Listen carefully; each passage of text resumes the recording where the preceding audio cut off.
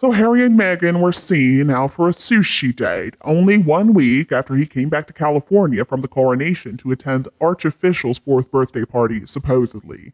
They were grinning from ear to ear as they were walking out of the Michelin star restaurant Sushi Bar Montecito in Santa Barbara. But the weird thing here, like all the times before, there are no photos, no hints when it comes to those invisible children. And as we already know, and as we've already asked many times, why in the world would they hide those children? Can't they just let them all go out to eat together in celebration of Mother's Day? Looking at any actual happy family, from A-list stars to ordinary people, the image that proves a happy family is when the entire family goes out to eat together or goes out together doing something else. And it's just out of natural circumstances. It's not because they're trying to sell some footage to Netflix. And this is the point that I want to make here. If they even exist, those children are part of a very unhappy family indeed. Harry had to put up with Meghan's torture. He just couldn't resist. See, I am really convinced, folks. I know some people call me crazy for this, but I really do not believe the children are real. I just don't buy that they're hiding them all the time so carefully, and then sometimes they'll release some images to make the mystery even more intriguing. At this time last week, Meghan was seen hiking without Harry close to their $14 million Montecito McMansion, just hours after she missed King Charles's coronation. Now, she was joined on this outing by some friends in California on Sunday after supposedly celebrating Archofficial's birthday on Saturday. And of course, the kids were nowhere to be seen. Now, another person noted, wasn't it interesting that a photographer just so happened to be there to capture that shot? For people who are claiming that the paps are always bothering them, well, how come we don't get photos of them on a daily basis? Is it because they never leave the house? So most paparazzi photos are snapped as celebs are leaving a public restaurant or club or whatever, because somebody, maybe it's just a bystander or maybe some staff, informs the paparazzi. When celebrities are photographed as they arrive, that's a big hint that they or their PR teams were the ones to tip off the paparazzi. Pretty remarkable to me too how Harry used to give the photographer such dirty looks, and he's even suing some papers for supposedly invading his privacy. But now he has got that polished Hollywood smile, and it seems like he doesn't have any problem with having his photo taken as long as Meghan's there with him, even though they claim that they want privacy. Honestly, I think I preferred the scowl, and so it begins.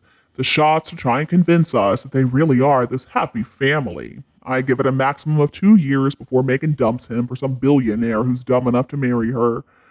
Let's just remember the South Park episode, "We want privacy, we want privacy." Boy, did they hit the nail on the head. But anyway, back to the mystery of these invisible children. Alright, so let's just imagine that they really were desperate to produce an heir, but Meghan couldn't have a child for whatever reason. So why wouldn't they just hire a surrogate? I mean, these days is a pretty common practice. And who cares what the public would say? It would have been their choice. And they could have thought to themselves, well, the child is going to be loved and well raised. But I guess the big problem would be that the child would not inherit the family peerage or a share of the dynasty's fortune. And if the marriage ends in death or divorce, then Meghan's not going to get entitlements as the mother of an heir or heiress of the dynasty. So I guess she just figured, all right, well, I know what I'm going to do. I am an actress. I can just fake the pregnancy. I could just buy myself one of those fake pregnancy bumps, the moon bumps, and it'll be easy to pull it off. After all, I'm never at home in this cottage in the daytime when servants are around, so I'm just going to book some private quarters at Soho Farm where I don't have to worry about the sticky apparatus. Meghan just figured that the British people were so enamored with her that they're stupid enough to believe whatever nonsense she spewed out to the media, so she figured she would be safe from ever being caught. Well, not quite, Meghan. I mean, that moon bump popped when she stood up after squatting to pat that Jack Russell Terrier. I'm sure that really pissed her off, didn't it? I'm surprised she didn't take out her anger on that poor dog. But I guess she took it out on somebody when she got home. And I still don't know why Meghan tried to tell Oprah that she felt suicidal during her pregnancy, and she told Harry, "I just want to end it all." And what exactly? What, was she wanting to come clean about the fake pregnancy maybe?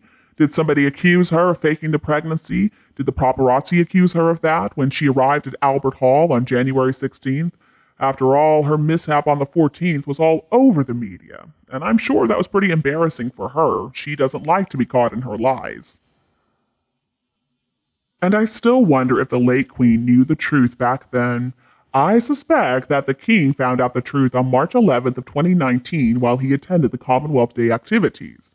So could it be that he or one of his security people spoke with the pregnant woman in the brown dress standing outside the Abbey after Meghan walked over and talked with her? Was she followed and identified by Prince Charles's minder, maybe? There are a whole lot of coincidences here. I'm not sure that I buy it. And there is still one really big question. So you know what? You squatties are idiots. That girl in the brown dress, I can't help but wonder, is she still somewhere safe? Especially after having to deal with Meghan. Ugh, I worry about her. Because there is no explanation for the state of her on that day in the purple dress. Within a matter of an hour or two, Meghan went from having a lump in the middle to having the lump below her knees. What in the world is wrong with her? Who did she think she was fooling? Clearly, she was not pregnant. Unless she's some kind of insect, maybe, and she spun a cocoon in which to stick the developing thing. Or maybe when they got home, she put it in Harry's mouth, like those fish that have the hatchlings come out of their mouths. And the thing about the issue with the surrogacy and the peerage stuff is that if Harry is really that dumb and Meghan didn't do any research, well, that's on her. Meghan deserves that loss. One day the truth is going to come out, and you know what? It's going to hit the fan, and it's going to go into every single corner of the lives of the people involved in this, including any children, whether they're real or not, because that is still a big question here. And then Harry's going to blame it on that genetic pain, and he's going to get another book deal, probably for a series of like 50 books, one for every single year of his tragic life. And then, of course, Netflix will strike some sort of deal with them to produce the miniseries. Ugh, I just feel sick saying that. See, a pile of lies is like a big old pile of excrement. The more that you play with it, the more your hands are going to stink. And you, do you agree with us? Please tell me what you think below in the comment section.